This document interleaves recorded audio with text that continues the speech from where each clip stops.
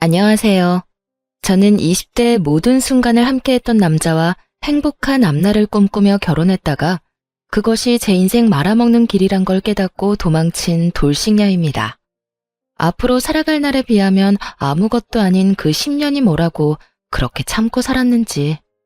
지금 생각하면 한심하긴 하지만 그 순간에는 참다 보면 좋은 날이 꼭 찾아올 거라 믿어 의심치 않았었어요. 하지만 결과적으론 저는 이혼을 하게 되었고 이렇게 사연까지 쓰게 되었네요.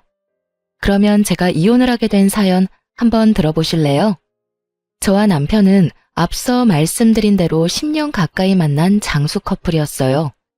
대학교 때부터 만난 저희는 오래 만나와서인지 양쪽 집에도 서로 왕래하며 서로의 부모님은 물론 형제 자매까지도 가까이하며 잘 지내곤 했죠. 저희는 각자 취업하고 30대가 되던 해에 결혼하게 되었고 양갓집에서도 큰 반대 없이 결혼을 허락해 주셨죠. 시댁은 친정에 비해 부유한 편은 아니었는데 시부가 퇴직하며 투자를 잘못하는 바람에 집도 팔고 전세살이하고 있었고 그나마 노후 자금으로 조금 빼놓은 것이 시댁 재산의 전부였어요. 그런 시댁과는 달리 친정엔 물려받은 재산이 있었어요. 아빠가 미리 투자 목적으로 사둔 건물이 많이 오르기도 했고 공실도 없이 세도 꽤 받던 터라 생활 걱정은커녕 일을 하지 않아도 따로 모이는 돈도 있으니 이 정도면 꽤 사는 정도였죠. 이러한 집안 차이에도 부모님은 괜찮다며 두 사람만 잘 살면 된다며 저희의 결혼을 지지해 주셨죠.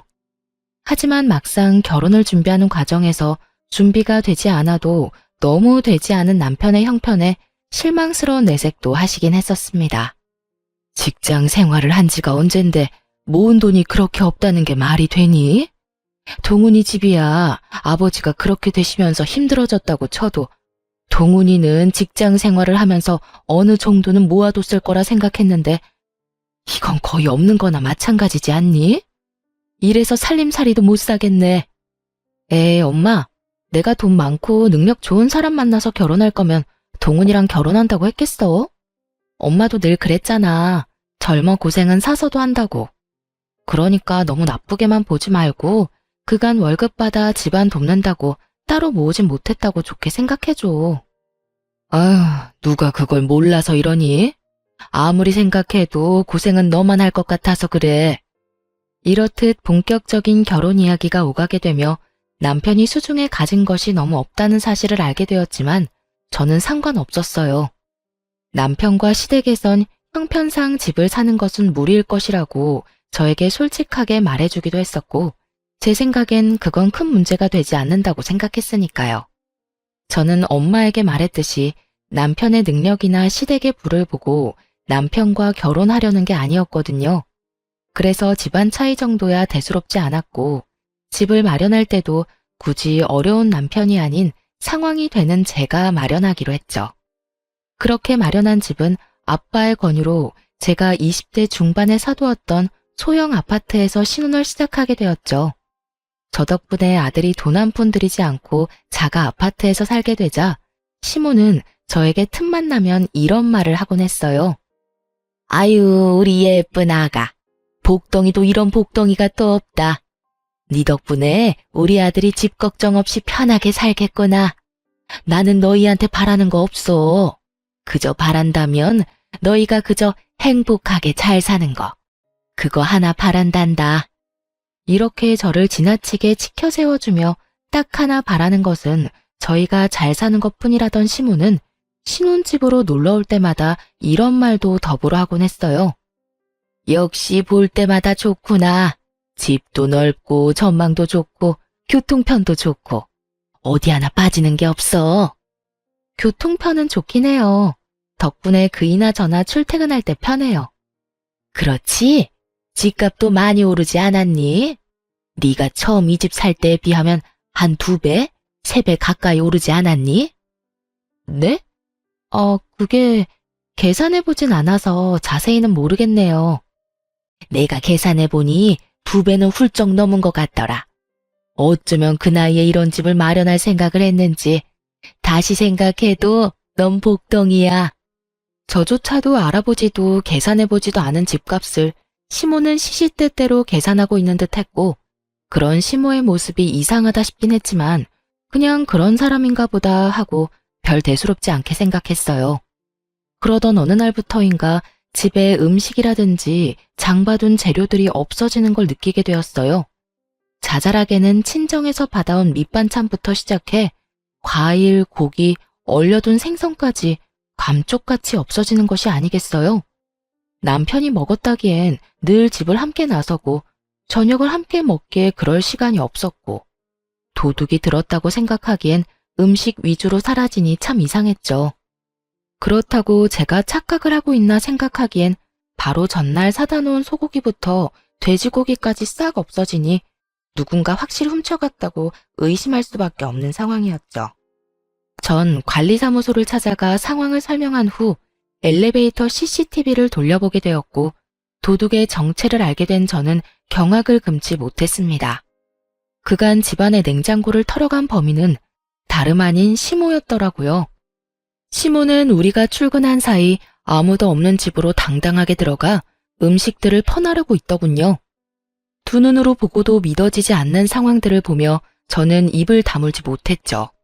저는 알려준 적 없는 비밀번호를 당당하게 누르고 들어간 것을 보니 이런 상황이 일어나게 된 원인은 온전히 남편에게 있었죠. 저는 지체하지 않고 남편에게 전화를 걸었어요. 당신 어머니한테 우리 집 비밀번호 알려드렸어?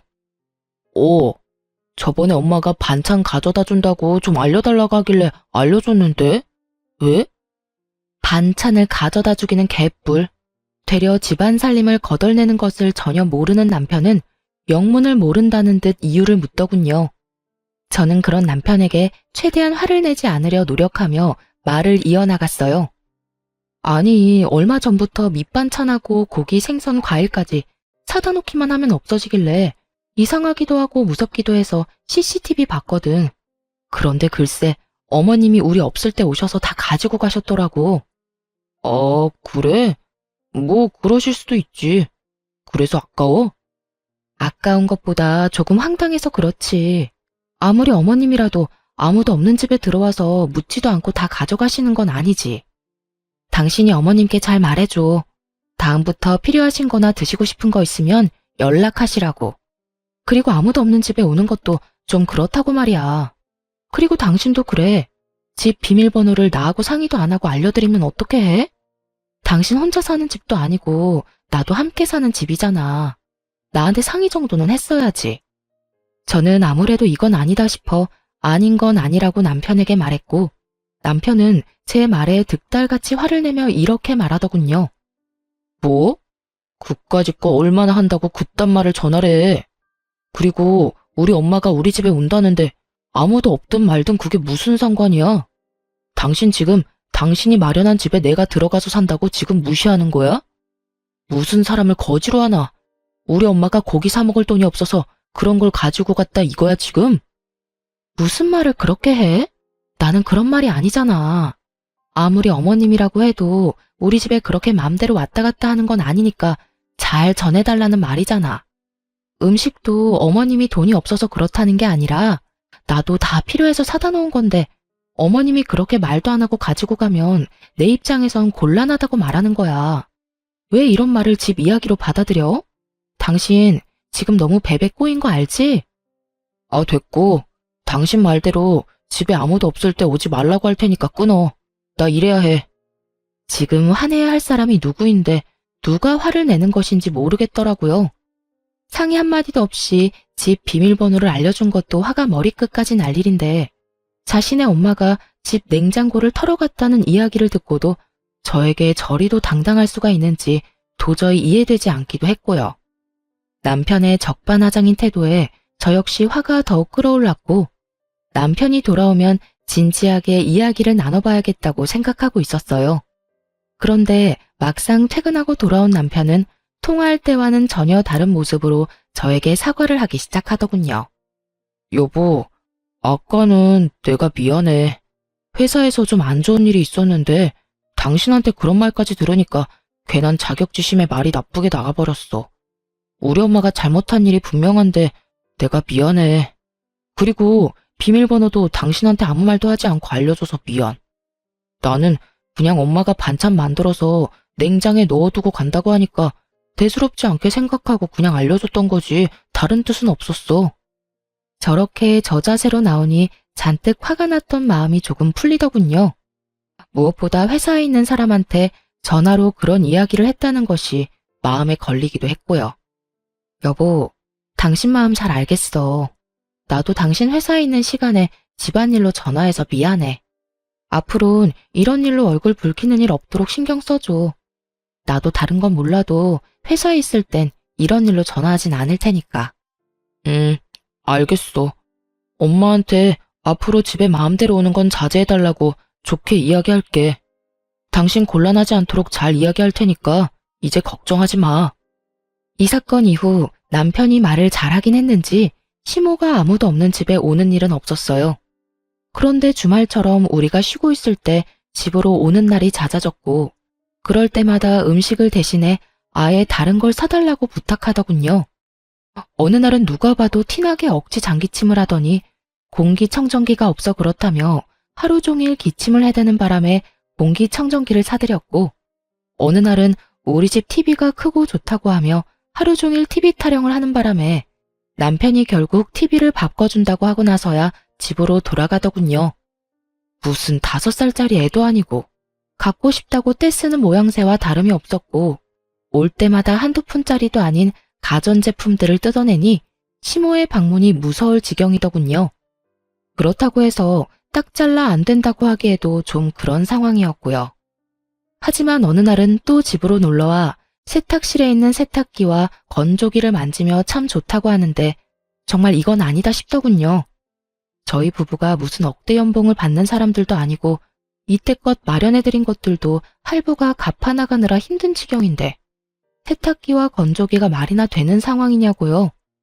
시모는 저의 예상대로 온종일 세탁기와 건조기 타령을 해댔고 남편은 당장이라도 사줄 요량으로 시모의 말에 맞장구를 치고 있더군요. 저는 그 두 사람을 막아야만 했고 결심이 선 저는 두 사람 앞에 앉아 이렇게 말했습니다. 세탁기, 건조기 있으면 좋지. 여보, 들어보니 어머님이 갖고 싶어 하는 것 같은데 장만해드려. 정말? 정말 사드려도 돼? 어머 아가, 정말 나 사도 되겠니? 그럼요. 사는 김에 우리 친정 것도 같이 결제하고. 우리 엄마도 세탁기하고 건조기 갖고 싶다고 했는데 이왕 사는 거 양쪽 집 똑같이 사드려야 하지 않겠어? 사는 김에 TV랑 공기청정기도 같이 사드리자. 저번에 어머님 댁에 사드렸으니까 우리 집에서 다 사줘. 알겠지?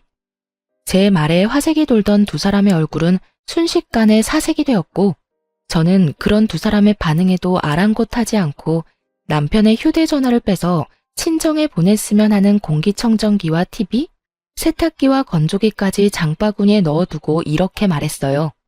장바구니에 다 넣어뒀으니까 어머님이 사고 싶다는 거랑 같이 결제하면 돼. 할부는 부담되지 않는 선에서 알아서 하고. 제가 이렇게까지 하자 시모는 황급히 말을 바꾸며 생각해보니 쓰던 세탁기도 멀쩡하고 건조기보다는 자연 건조가 좋겠다며 꼭 사주지 않아도 된다고 손사래를 치더군요. 남편 역시 얼버무리며 시모에게 집에 데려다 줄 테니 가자며 시모의 손을 잡고 황급히 나갔고요. 모든 게 저의 예상대로 되긴 했지만 막상 남편과 시모의 꽁무니 빼는 모습을 보니 씁쓸한 기분이 드는 건 어쩔 수 없더라고요. 그 후론 시모는 다신 그런 요구를 하지 않았고 주말마다 찾아오지도 않더군요. 상황이 그렇게 되면 속이 시원하다거나 좋아야 할 텐데 저는 왜인지 점점 불안해지기 시작하더라고요. 왜 꼭 애들이 조용하면 사고치잖아요. 딱 그런 기분이 들며 좋은 게 아닌 날을 보내고 있었어요. 그렇게 몇 개월 명절이 다가왔고 오랜만에 시댁에 방문하니 정말 기가 막힌 상황들이 저를 기다리고 있더군요.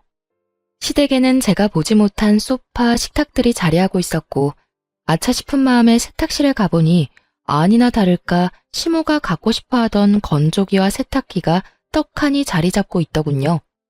남편을 추궁해 볼 필요도 없이 남편이 저 몰래 시댁 살림을 사주고 있다는 것을 알아차렸고 그간 남편이 왜 입만 댔다 하면 돈이 없다는 말을 해댔는지 알 것 같더군요. 마음 같아서야 그 자리에서 남편을 쥐잡듯 잡아버리고 싶었지만 친인척이 다 모인 자리에서 차마 큰 소리를 내지 못하고 꾸역꾸역 얼마나 참았는지 모릅니다. 극한의 인내로 참아내는 그 순간에도 도저히 제 상식으론 이해가 되지 않더군요.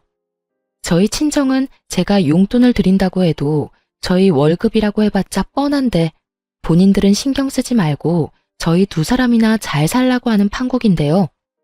아무리 시댁이 힘들다고 하더라도 매번 한두 푼짜리도 아니고 저렇게 비싼 가전가구를 양심도 없이 사달라고 하는지 정말 이해가 되질 않았어요.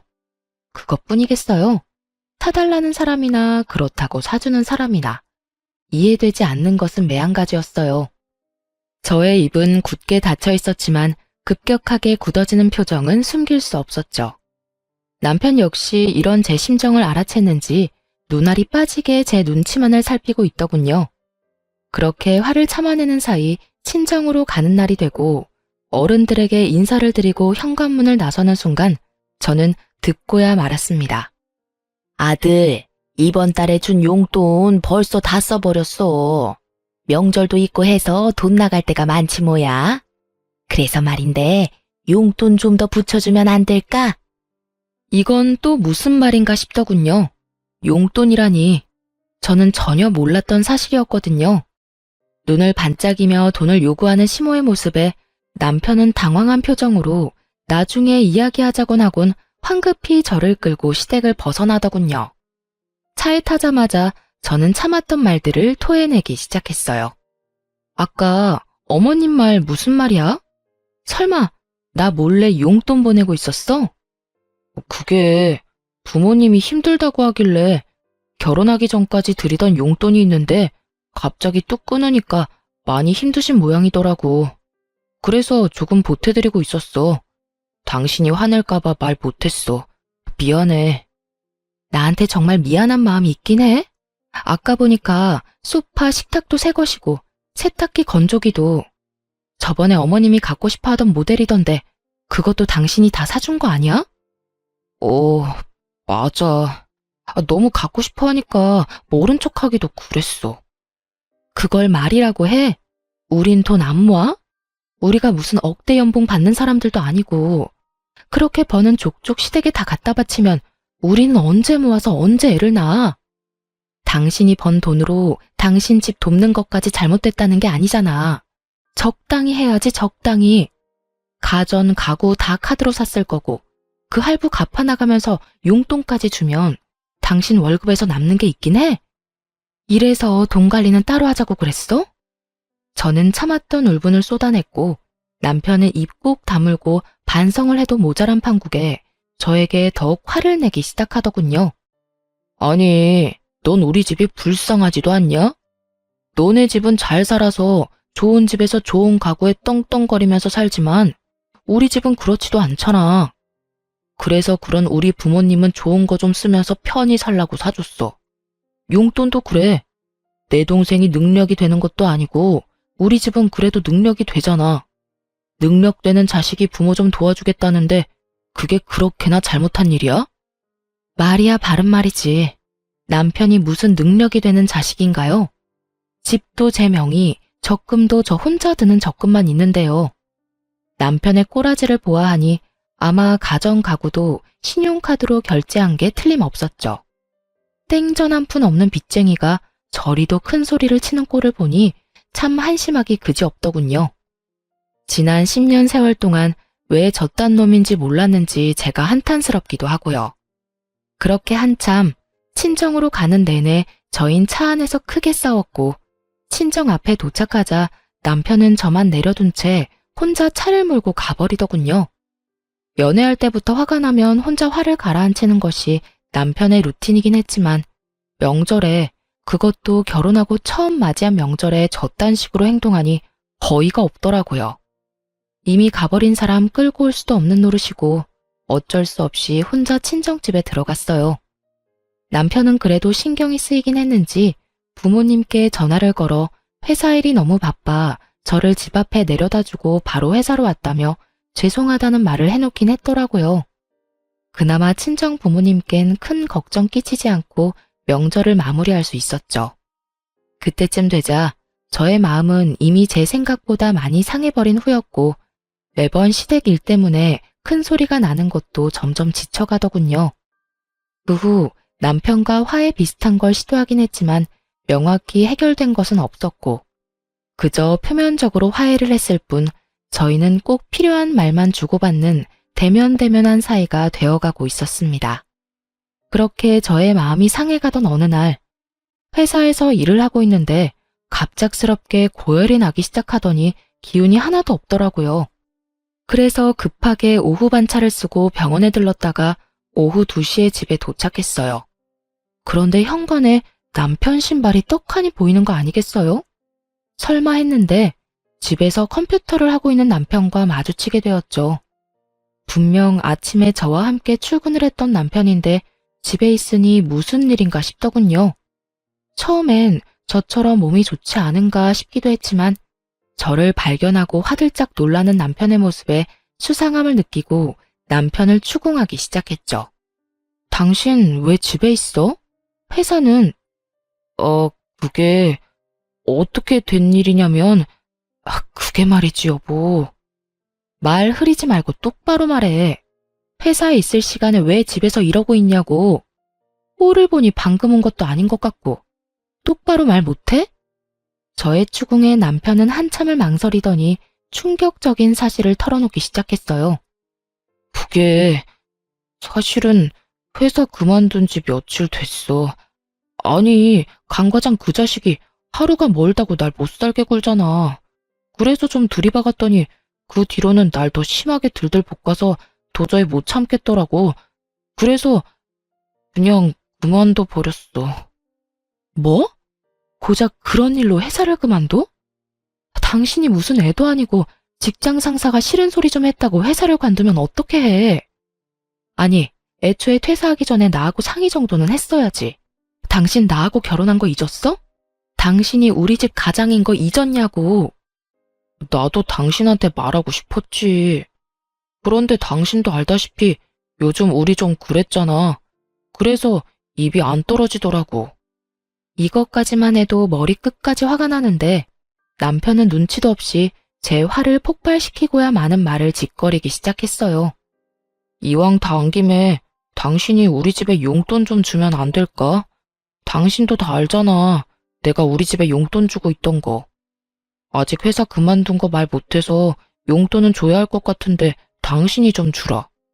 나 요즘 재취업 준비하고 있으니까 금방 취업할 수 있을 거야. 그러니까 길어도 2달 정도만 당신이 좀 부담해줘. 너 진짜 제정신이야? 용돈 같은 소리 안 해 진짜. 지금 우리 생활이 다 무너지게 생겼는데 당신은 이 와중에 당신 집 용돈 걱정이나 하고 있어? 이게 무슨 말도 안 되는 소리야 도대체. 쓸데없는 소리 하지 말고 당신 집에 당장 용돈 못 준다고 해. 회사도 그만뒀다고 이실직고 하고. 그래야 당신 집에서 당신한테 뭐 사달라는 말 따윈 안 할 거 아니야. 저는 결국 폭발하고야 말았고 남편은 그렇게까지 화를 내는 저를 처음 봤었기에 고개를 푹 숙이고 작은 목소리로 이렇게 말하더군요. 알겠어. 당신 뜻대로 할게. 그런데 우리 집에 말하는 건 조금만 기다려줘. 정말 입이 안 떨어져서 그래. 조만간 꼭 말할게. 꼭 말해. 알겠어? 그리고 퇴직금 받았지? 그거 다 내놔. 당신한테 뒀다간 그거마저도 어디에 어떻게 쓸지 믿을 수가 없으니까. 알겠어. 정말 이때쯤엔 이혼하고 싶은 마음이야 굴뚝이었지만 그간 함께한 세월이 뭔지. 남편이 힘든 시기에 이 사람을 버린다는 것이 생각처럼 쉽지 않았고 무엇보다 그때까진 남편을 사랑하는 마음이 남아 이런 힘든 시기도 다 지나겠지 하며 애써 이혼에 대한 마음을 억눌렀죠. 그나마 다행인 것은 남편은 퇴직금의 일부로 카드값을 다 갚은 뒤였고 남은 퇴직금으로 한동안은 생활이 가능했던 터라 남편이 자신이 뱉은 대로 빨리 취업만 한다면 큰 어려움이 없는 상황이었죠. 물론 남편도 많이 반성한 것 같고 앞으론 상황이 점점 나아질 거라 믿었고요. 하지만 이런 저의 예상은 심으로 인해 산산조각이 나고 말았습니다. 남편의 용돈이 끊어지자 시모는 저에게 득달같이 연락을 하더군요. 아가, 혹시 바쁘니? 조금 바쁘긴 한데 잠시 통화할 시간은 돼요. 왜 그러세요? 무슨 일 있으세요? 그게 아범이 주던 용돈이 끊겨서 말이다. 들어보니 네가 돈 관리하기 시작했다고 하던데 우리한테 주던 용돈 좀 입금해다오. 어머님, 저희도 요즘 생활 힘들어요. 그래서 드리는 말씀인데 한동안은 용돈 못 드려요. 뭐? 용돈을 못 줘? 너희가 한 달에 버는 돈이 얼만데 그까지 돈 몇 푼이나 된다고 그걸 못 준다고 쪼잔하게구니? 그러지 말고 좀 붙여주렴. 말이야 바른 말이라고. 그게 다 네 돈이니? 내 아들 돈이지 않니? 시모 말을 들어보니 남편은 아직 시모에게 퇴직 사실을 알리지 않은 듯 했어요. 당장이라도 남편이 백수라는 걸 알려버릴까 싶기도 했지만 남편의 부탁도 있고 해서 그저 안 된다고 딱 잘라 말하곤 전화를 끊어버렸습니다. 그 뒤로도 시모의 연락이 오긴 했지만 전 다 무시해버렸고 상황이 그렇게 되자 시모는 다시 저희 집을 들락날락하며 음식들을 다시 훔쳐가기 시작하더군요. 그까짓 고기, 과일이 얼마나 한다고 그렇게까지 예민하게 구냐 하는 분들도 계시겠지만 제가 챙겨주는 것도 아니고 훔쳐가듯 가지고 가니 기분이 상하는 건 당연했어요. 거기에다 매번 일주일치 장을 봐서 넣어두는데 그것만 해도 10, 20만 원 훌쩍 넘기는 건 다반사거든요. 그걸 하나도 남기지 않고 매번 털어가 버리니 장을 봐도 봐도 끝이 없었고 그 금액도 상식선을 넘어가기 시작하더군요. 그쯤 되니 전 도저히 참을 수가 없었고 남편에게 다시 한 소리 하게 되었죠. 오늘 어머님 또 다녀가셨어? 어? 나도 몰라. 오늘 나 면접 다녀온다고 집에 없었거든. 왜? 또 뭐 없어졌어? 아, 진짜 어머님 왜 그래? 매번 이게 뭐야?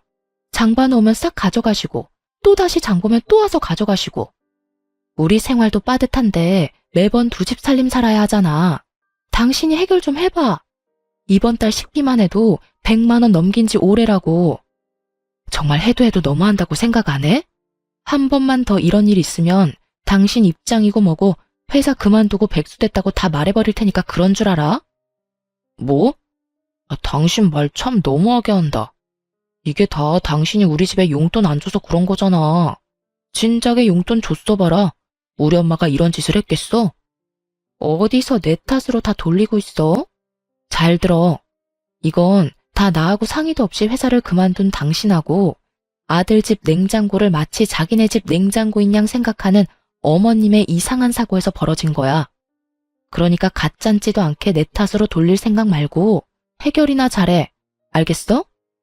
저는 단호하게 집어주었고 이런 저의 태도에 남편은 틀린 말이 하나 없다고 느꼈는지 입을 다물어 버리더군요.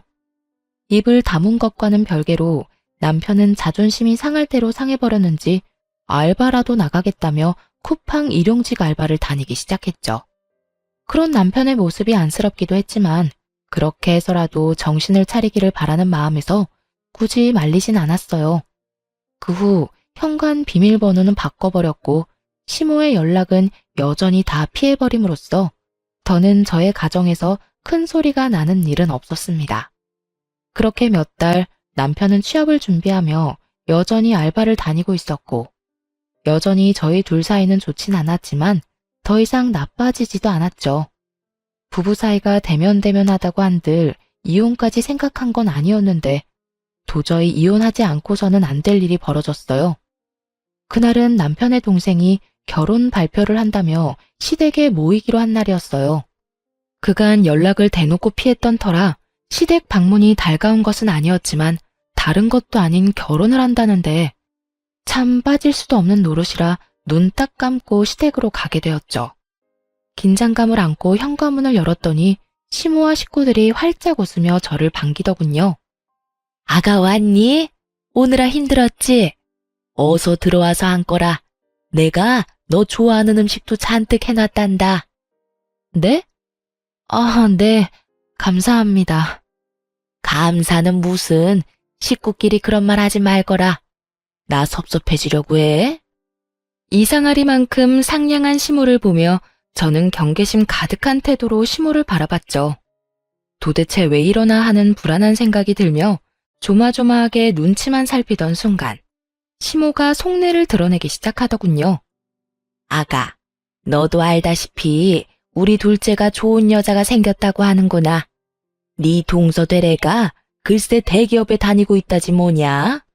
아, 그래요? 능력 좋은 동서가 들어오겠네요. 축하해요, 도련님. 그래서 말인데 그 집에서 글쎄 34평 아파트를 마련해서 왔으면 한다고 하지 뭐야.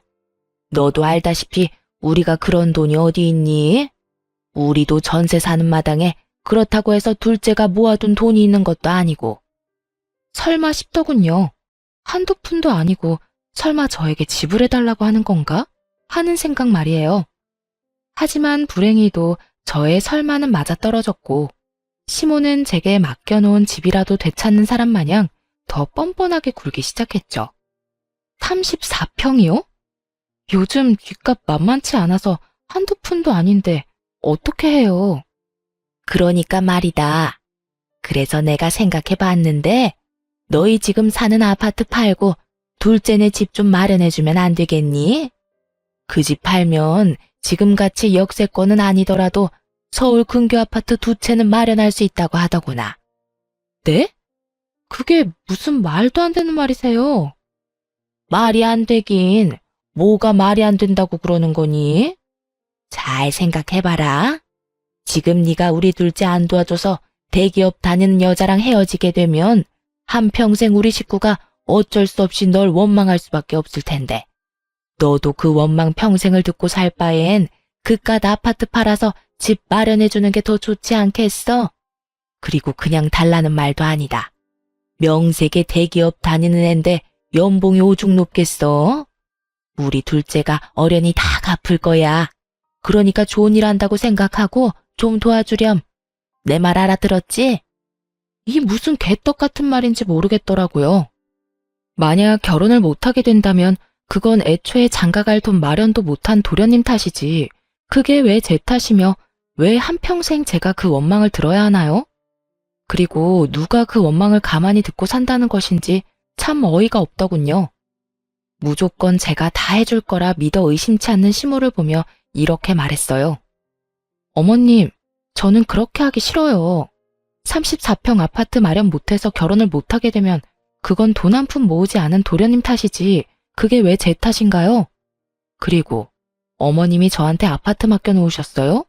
왜 제 아파트 가지고 어머님이 팔아라 말아라 명령이신지 저는 도무지 알 수가 없네요. 뭐? 너 참말 섭섭하게 한다. 우리 가족이지 않니? 가족끼리 다 나누고 사는 거지. 그렇게 선 그어가며 살면 못 쓴다. 어머님, 저는 저희 친정 식구들끼리도 다 나누고 살진 않아서요. 지금 사는 집 처음 분양받았을 때 아빠가 주신 돈도 저 한 푼도 빼지 않고 다 갚았고요. 그 뒤로 저희 부모님은 저 힘들까봐 제가 주는 용돈은 받지도 않으세요. 그런데 제가 왜 친정에도 주지 않는 도움을 시댁에 줘야 하는지 모르겠네요. 그래서 정말 못 도와준다, 이 말이니? 네, 저는 절대로 못 도와드려요. 시댁에서 저에게 집을 맡겨둔 것도 아니고 부탁하는 주제에 당당한 것도 황당한데 제가 도와줄 것이 당연하다는 듯 몰고 가는 시모의 태도에 저는 더욱 화가 나더군요. 거기에다 더욱 화가 나는 것은 남편의 태도였어요. 시종일관 말도 안 되는 소리를 짓거려대는 시모의 말엔 가만히 있던 남편놈은 제가 단호하게 안 된다고 하자 득달같이 화를 내며 달려드는 것이 아니겠어요? 당신 정말 너무한다. 그까지 집 좀 팔면 되는 거지. 그게 뭐가 힘들다고 엄마가 저렇게까지 말하는데 딱 잘라서 안 된다고 해? 그까지 집? 당신이 그까짓이라고 말할 상황이 된다고 생각해? 제발 말하기 전에 당신 상황이나 되돌아봐.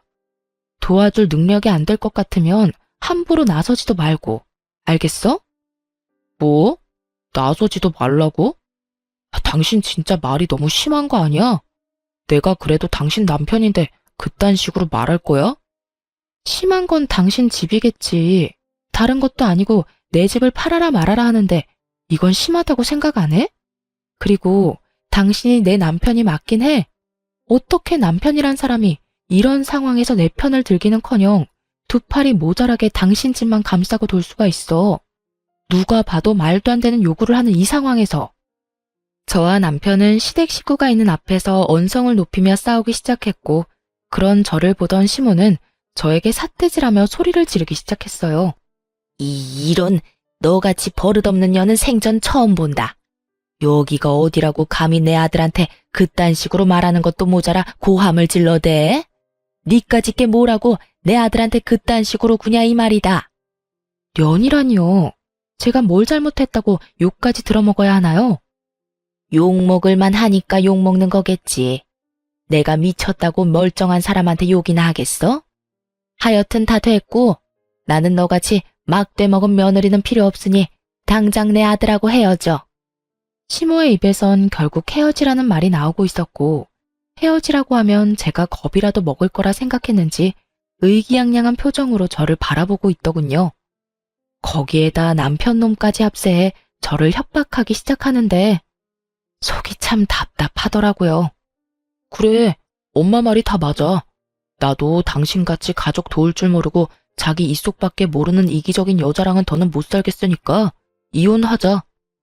이 난장판인 상황에서 남편의 말을 듣는데 제 머리가 오히려 맑아졌다면 여러분은 믿기세요? 무슨 부귀 영화를 누리겠다고 왜 바보같이 이 거지 같은 상황을 참고 또 참으며 이혼만은 절대 안 된다고 생각했는지. 저 자신이 이해되지 않음과 동시에 한탄스러워지더군요.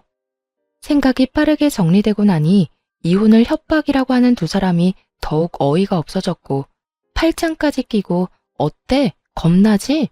라는 표정으로 바라보는 두 사람에게 아주 속 시원하게 답해줬죠. 네, 어머님 뜻대로 할게요. 그래, 우리 이혼하자. 그까짓 이혼하면 되지 뭐. 그까짓 게 뭐라고 이때까지 참았는지 참. 더는 나도 참기도 싫고 매번 당신 집 때문에 싸우는 것도 지긋지긋하던 참이었어. 그나마 당신하고 지낸 세월이 있어서 참았는데 이젠 그것도 힘들다. 그러니까 당신 말대로 이혼하자 우리. 저는 더는 화도 내지 않았고 거의 체념한 듯 말을 했고 그런 제 말에서 진심이란 걸 느꼈는지 남편은 말까지 더듬으며 저에게 되묻더군요. 당신 정말 나하고 이혼할 거야? 이혼할 수 있어? 남편의 입장에선 어찌 보면 당연한 반응이었겠죠.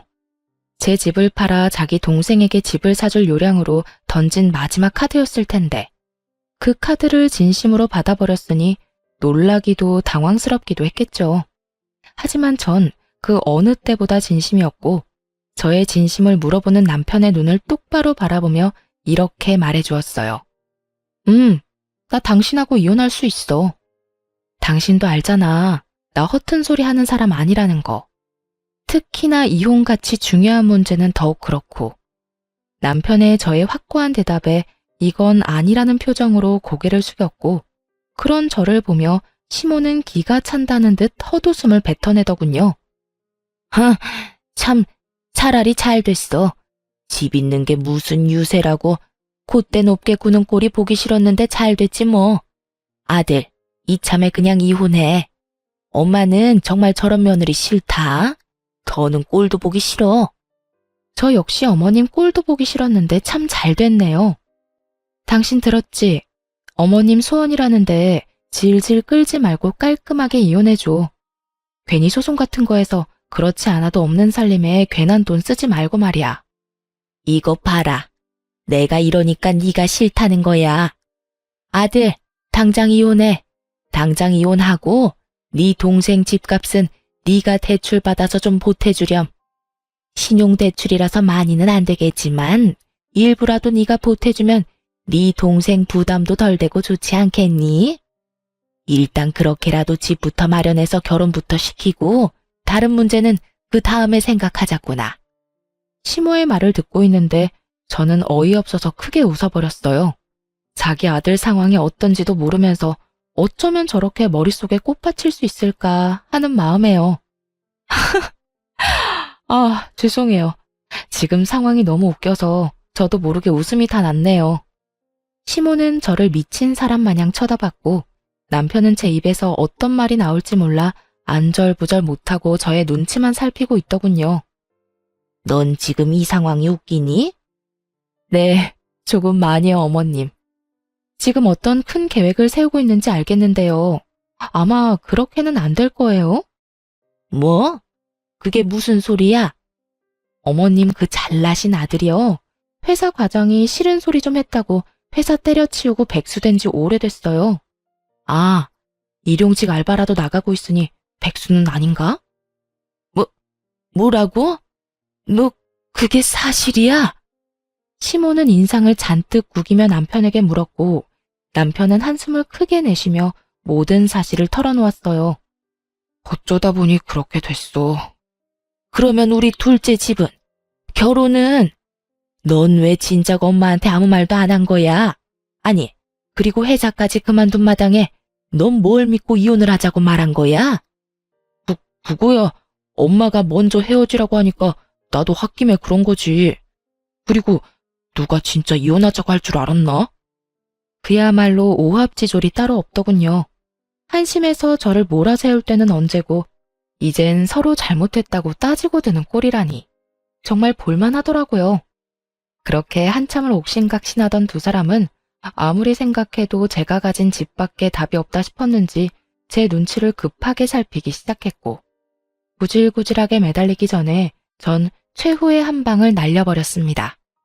이제 와서 제 눈치 살펴도 소용없고요. 저 사람이 일용직으로 일하는 회사가 그래도 큰 회사니까 대출이라도 알아보세요. 일용직이라 원하시는 만큼 금액이 나올지는 모르겠지만요. 그럼 저는 가볼게요. 저는 그렇게 자리에서 일어났고 남편은 제 바지가랑이를 붙잡고 매달리기 시작하더군요. 여보, 이렇게 가면 어떻게 해? 우리가 함께한 세월이 얼만데 정말 이렇게 헤어질 거야? 너 치매 걸렸니? 먼저 이혼 이야기 꺼낸 건 내가 아니라 너야. 난 네가 하자고 하니까 알겠다고 했을 뿐이고. 그거야, 당신도 잘 알잖아. 정말 당신하고 이혼하려고 그런 게 아니라 그냥 당신 겁이나 주려고 그랬던 거. 의도가 어찌됐든 간에 당신이 먼저 이혼하자고 했고 나 역시 그 의견에 동의했어. 이게 지금 우리 상황이고 당신이 뭐라고 나를 붙잡던 그 상황은 변하지 않을 거야. 그러니까 그런 줄 알고 이혼이나 준비해. 저는 끝까지 매달리는 남편을 매몰차게 뿌리치고 집으로 돌아와 버렸고 집으로 돌아오자마자 남편의 짐을 킥으로 시댁에 보내버렸어요. 짐을 싸는 순간 지난 10년의 세월이 떠올라 얼마나 울었는지 모릅니다. 결혼 생활이 거지 같았기에 그렇지 연애하는 내내 참 행복했거든요. 그 행복하던 모든 순간도 결국 이혼이란 이름 아래 다신 떠올리기도 싫은 기억이 되어버렸지만요.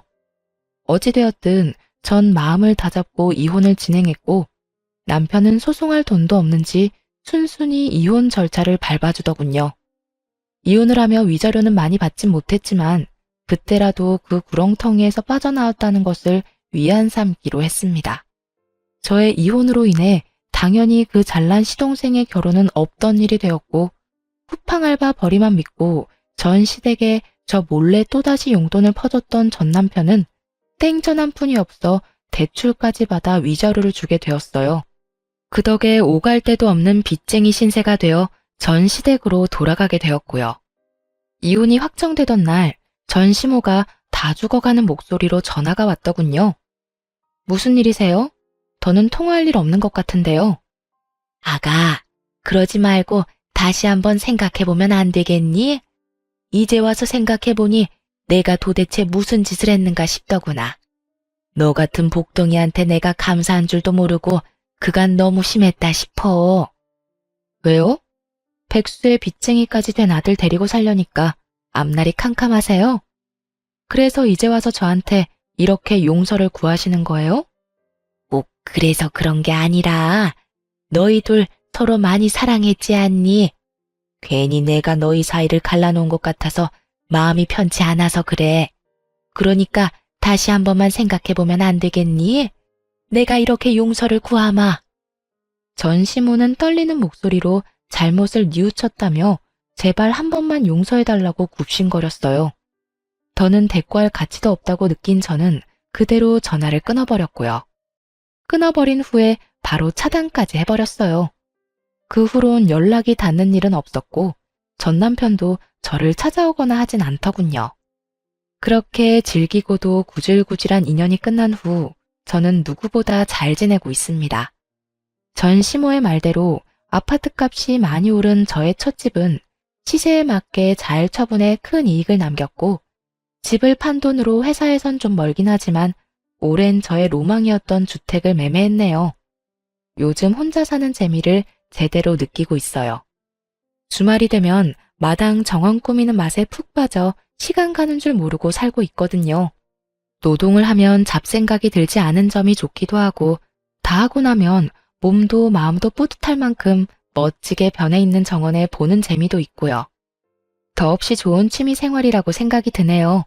저에게 잘 맞기도 하고요. 전 남편과 함께 했던 세월이 길었던 만큼 정신적 스트레스가 아예 없었던 건 아니었어요. 당할 만큼 당했고 질릴 만큼 질렸기에 힘들지 않을 거라 생각했는데 현실은 그렇지 않더라고요. 때때로 좋았던 기억이 떠오르기도 하고 벅차게 행복했던 기억이 떠오르기도 하고요. 그렇다고 해서 후회는 하지 않으니 좋았던 건 좋았던 대로 두면 언젠가는 무뎌질 거라 생각하고 있어요. 그리고 생활이 안정되고 혼자 된 생활에 적응하고 나니 진작 이혼할 것을 왜 꾸역꾸역 참고 살았나 싶은 생각이 들기도 하고요. 이 정도면 꽤 만족스러운 이혼 후기 아닐까요? 이로써 저의 긴 사연은 끝이 났습니다. 제 사연 들어주신 모든 분들 감사합니다.